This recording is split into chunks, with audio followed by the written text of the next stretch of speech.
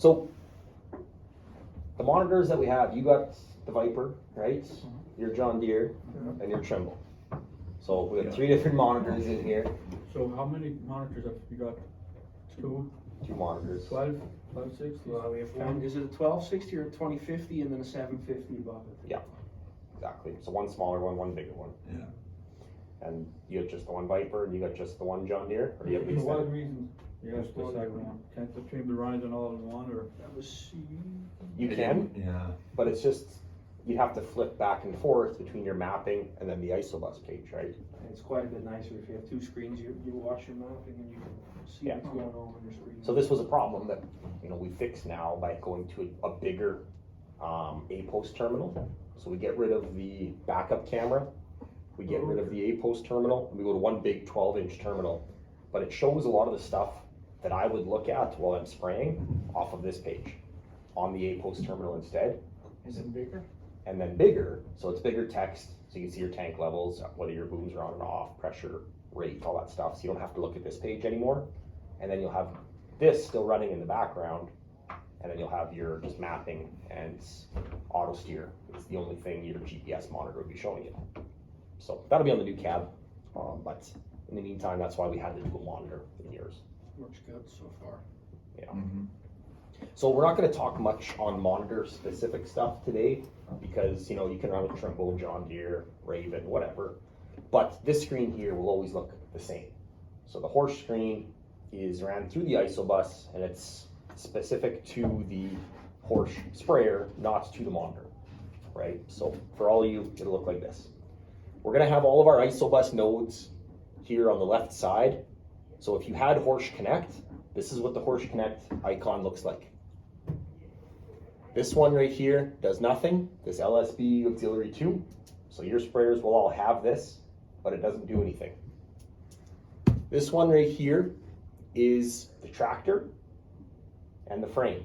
So everything to do with your 4-wheel steering, your front steering, your axles in and out, the engine codes, anything like that is all done through this page. So any warnings you see down here also show up on the A terminal. Okay?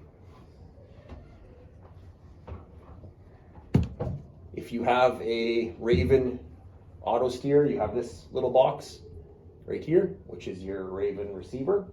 Same thing with this Frog. If you have a Raven receiver, that's the telematics for the Frog. All of you will have this guy right here, which is your Raven nozzle control system. Even if you have a John Deere monitor or a Trimble monitor, you still have this box right here. This one is just for the switch box if you have a switch box installed. But none of you have a switch box, so none of you will have this one. And then you all have the H with the nozzles at the bottom, which is the one we usually look at. The first one we're going to cover today, though, will be the Raven one. So this Raven one, if you hit any of these buttons here, they don't do anything on the top of the screen. If you were in a non-Horsch sprayer, they would. And they would have, the function to change your rate and all that kind of stuff. There's a couple things on this page that it does allow you to hit. So these buttons here at the bottom. So this is, if you get into really dusty conditions, we can put on more chemical behind the tires, right? So we can offset the flow of those solenoids to put on more behind the tires. Was anybody doing that last year? Didn't even know we had that option. Same thing. Now, So- hey, we're all gonna learn something today. So So how do you know if it's too dusty? Like, you find out in about 2 weeks. Yeah, 2 weeks Hey, that's a good joke for our YouTube video. Perfect. find So, out. yeah, that's good. So you don't, right? It's personal choice. If you see a lot of dust coming off the back of your tires, number one, hopefully you can change tires. Run the skinnies instead of the fats if it's really Oh, dry, yeah. right? The other thing that I do, I'll take my front tires, put them all the way out, That was all the way in. and the back tires all the way in, right? So I'm trying to make 4 tracks instead of 2. And I'm also trying to keep my back tires as far away from my boom height control sensors as possible. Because if the boom height control sensors sense dust, then the center rack will lift up automatically, right? Okay, yeah. So the new sprayers come, we move the sensors from the high position down to the low position, but but also we move them far away from the tires. But if you run your back axle tires all the way out, that dust is closer to the sensors. So back axle all the way in, front axle all the way out. If you make 4 tracks instead of 2, that front tire lays the stubble over, right, and disturbs the soil. If you run that second track in that same tire track again, right, it's going in disturbed soil and creates more dust. So I found that making 4 tracks makes less dust than 2 tracks with the second tire in disturbed soil. The other thing you can try is lowering the boom down, right? Having the boom as low as possible will be, giving the chemical a head start. So you can get the chemical onto the plant first before the dust hits it. And then the last thing, we have those big white vinyl covers on the boom. Okay, yeah. But hopefully the dust flows, hits that vinyl cover and goes over top instead of just right through your boom. But the main thing, just slow down, right? If you drive slower, that's the main thing you can do. 10 miles an hour about. Yeah, if you're going 10, that's pretty good speed, right? If it's that dusty, man, we shouldn't be spraying. Wow, you got to spray, right? The last 3 years in Alberta, for Southern Alberta, it was dusty for every pass we did. It was tough conditions. So the other thing you can do on your sprayers now, if you go to this flow offset button at the bottom of this page, in here you have offset 1 and offset 2, and I'll show you how I set these up. If I hit offset 1 and I turn it on, that means it's green now, right? If I hit the back button, you can see offset 1. Oops, I gotta set up an offset first. So I'm gonna go to offset setup. These are the numbers of your solenoids. So it's gonna be 1 on the left side and 143 on the right side. So it's not actually counting your fence row nozzles on this page. So there's 147 in total, right? So if I hit the over arrow here, I can go pick the nozzle that's right behind my tires. This will depend on your track spacing. So you actually have to get out and count. So if your tires are all the way in or out, or if you have the fat tires on or the skinny tires, right? So I'll pick some that are pretty close. So 77, 76, 75, we're gonna be pretty close to one of those tires, right? Then you would scroll over and pick your other tire. Oops, I can only pick a couple there.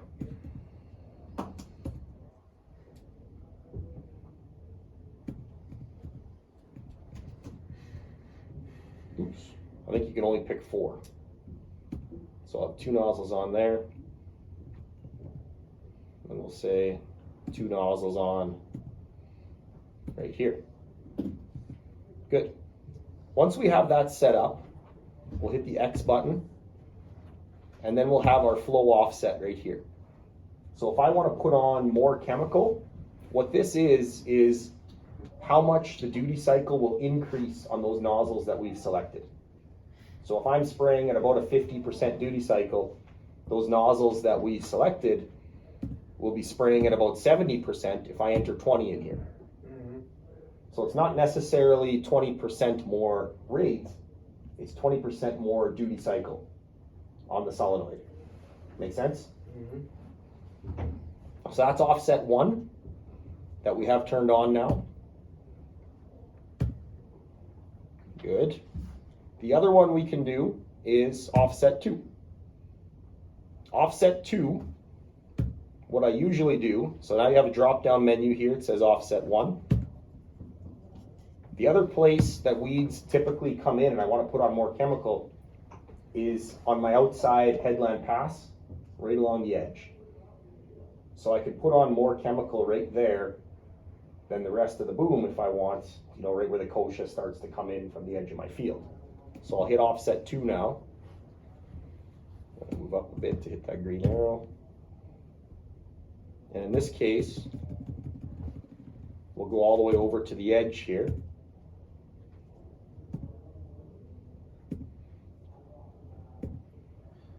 And we'll turn on these outside 4 nozzles, right? And now they'll be 20% higher.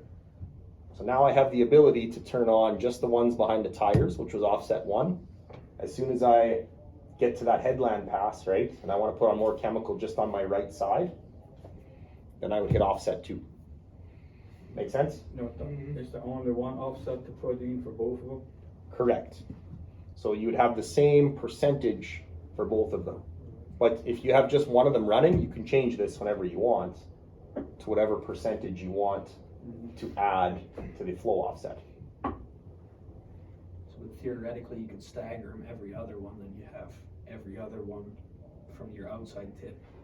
Then if you're running a little higher, because I run a little bit higher on the headland always, and if you run every other nozzle, then you get a bigger band there on that outside edge if you want, correct? Correct. You're right. Because we can only do 4 at a different rate. And if you're higher, you have your overlap then as well with your nozzles. Yeah.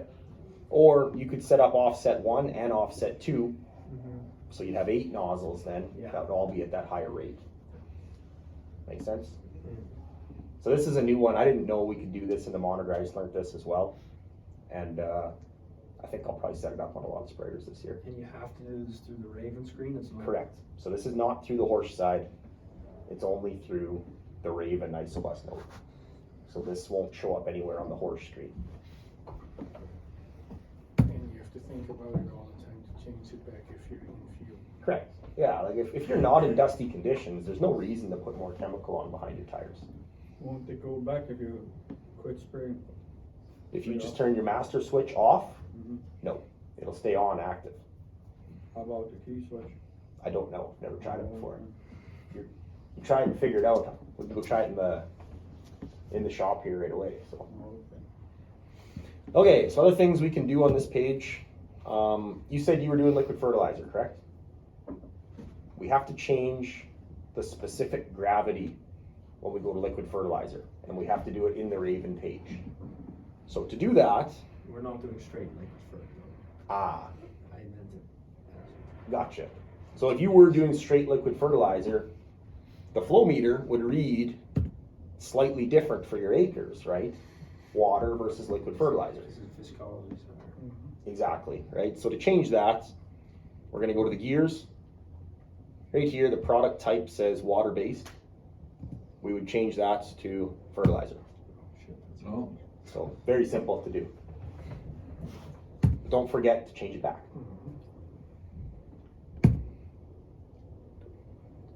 Good. Okay, so if you smash a solenoid onto a tree, what's the first thing you're going to do? Swear. No, you're not gonna swear. Call me. Don't call me. Okay, so if something does break on the sprayer, who is the first person you call? Your service department, or you fix it yourself first. After. Yeah. So don't call me first, right? Because we need to give Alberta Ag the chance to fix the sprayer first before I get involved. And usually that's what's happened. So, but if you call me first, then they don't get a chance.